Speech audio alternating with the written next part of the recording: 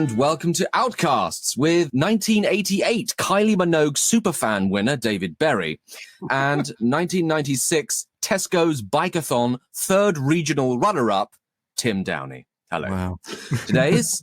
That's right. Today's Outcast will swim with us over the majestic coral reef out into the azure blue waters between the pristine, sun-kissed atolls of Outlanderdom, there to bask like turtles whilst trying not to get eaten by gulls. She's a 4-time Golden Globe nominee, winner of 2 People's Choice Awards, 2 Saturn Awards, and can also be seen in the brilliant Oscar-winning film Ford and Ferrari. She, of course, has her Brownies rambling and spearfishing badges, very coveted, very tricky to get hold of, and her 300-meter swim badge, very useful. It's Cat Balfe, everyone. Welcome. Yay. Hello. Welcome. Thank you for having me. Been an I absolute was never pleasure. a brownie. I'm really sad to say I was not that privileged as a child. That's outrageous. Did you ever indulge in any form of outdoor activity or organised outdoor activity such as... I mean, I was raised by wolves, which is why I never went to the brownies. That will do it. That will definitely do it. Fabulous. How have you been? First of all, how have you been? Oh my God, I've been amazing. What an amazing 2 months we've had. I know, hasn't it just? Hasn't it just? And the Emmy goes to lived Caitriona every Balfe. dream.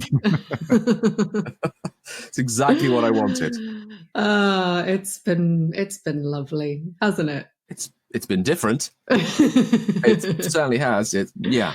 Although I have to say, I was talking to my sister yesterday, and, I think if any group of people have been prepared for this kind of lockdown, it's got to be actors.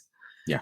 Yeah. I mean, we all know what it's like to have nothing to do, no purpose in life, and just wander aimlessly around our houses for months. So I think I was Exactly. And I've no idea what the future is going to hold. No, exactly. I've no idea when you're ever going to get paid again, or see the Exactly. inside of a theatre or anything else like that. Yeah, no, very true. I think in some ways, I've spent quite a few years of my life preparing for this exact moment.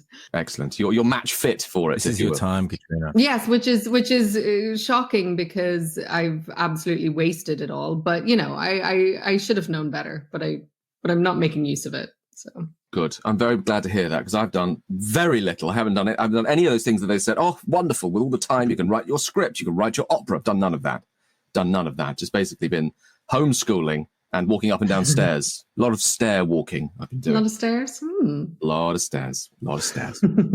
And on that wonderful link, we here at the Outcast love to revisit a scene as chosen by our lovely guest. And today's scene is from, am I right in saying this is from the first episode?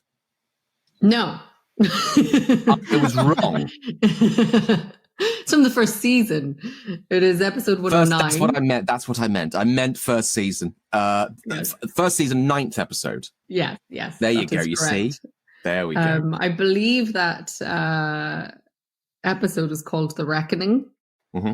And it's quite a fiery and feisty episode. Claire and Jamie go at it, as it were,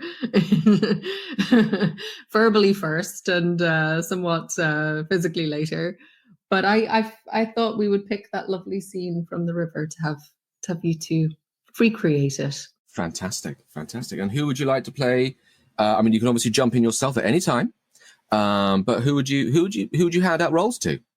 Well, I think I'm going to just a little competition between the two of you. The first person to name the 2 writers from season 1 who are no longer with us will play the character that I'm going to choose first. Okay, Ira Bear. Uh-huh. And who's the second one? Tim, help me out here. And Justin Timberlake. Is it Justin Timberlake? It was Justin Timberlake, wasn't it? It's not Okay, Justin well, David was closest. So 50%. David, you will be 50%. It was Anne Kenny is the person you're forgetting. David, you're going to play Claire. Oh, yes. Great, because I do a terrible Jamie.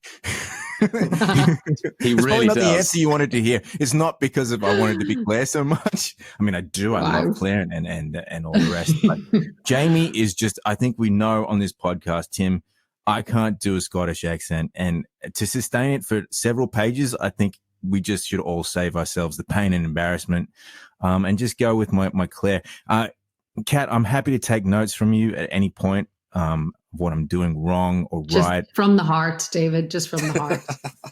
Probably the best if it note I've comes ever from got. the heart, it can't be wrong. That's the best note I've ever got. I'm gonna go with that. Fabulous. And Tim, from the chest, from the muscles. Yeah. I'm there. I'm there. Don't you worry. Close your eyes and you'll be right back in the glens, let me tell you. Right. Are you ready, Do I David? get to say action? You get to say action. Not only do you get to say action, you better be reading this big print, because we might go a bit astray if who knows where we'll get at with each other if we don't have you reining us in. I will pull up that big print then. Okay. Good. Yes. And Kenny would be very disappointed if you weren't reading it. Or was it Ira that wrote this episode? Let's say yes. I don't know. Was it, or was it Matt? You know what? That's terrible. I can't remember. It's okay. That wasn't a competition, and look, we settled for 50% from me, so we got it. Okay. We got it. Action. You're right. You didn't hurt you. No, he didn't have the time, thanks to you. That's settled. He faces her, waiting, but she says nothing. So I'm waiting for you to see something. Anything that approaches an apology. She looks at him, not understanding what he wants. He looks at her, exasperated, struggling to keep a lid on his temper. Oh, right. Yes, I'll do that. From the heart, apology? I was taken hostage by Jack Randall. Are you trying to make out that it was my fault? Jamie's temper builds as he paces in front of her. Here we go, my audition piece. Here we go. Is it your fault? Had you stayed put where I urged you to stay this morning, this never would have happened. But no, you wouldn't listen to me, and I know that your husband, why mind me? You're taking it into your mind to do as you're damn pleased, and next I can, I'll find flat on your bow, your skirts are the worst scum in the land between your legs, from the point of taking you before my very eyes. Wow. The two of them. Wow. What was that? What was that? Force of nature. It's like having the wind in the room. I don't even notice this. You can't have subtitles on a podcast, but we really need them. Oh, all the intent. Just said all the intent. Okay. Wow. Guys, I feel like I need to feel a little bit more anger and passion from both of you. You know? Okay. This is the two of them are almost nose to nose. Claire dredges up whatever flaws she can think of. Flaws? I think it's supposed to be, well, whatever she can think of, and hurls them at Jamie. I begged you to take me with you. I told you there was no danger in my going, but you would not listen to me. No. Continued. Sorry, I'm getting really riled up. I'm only a woman. Why should you pay any attention to what I say? Women are only fit to do as they're told and follow orders. Now, David. Yeah. If it's hysterical, it's historical. How many times has she been told that women have no right? From the bottom of your loins. Go on. Again? I got to go again? Yes, I'm giving you notes. Oh, okay. Wait, it's a really deep note can you break that down for a sec? Because I think I got lost at the part. If it's hysterical, it's historical. You got to break that down for me. I'm a bit of a slow Well, you've study. never heard that being said before.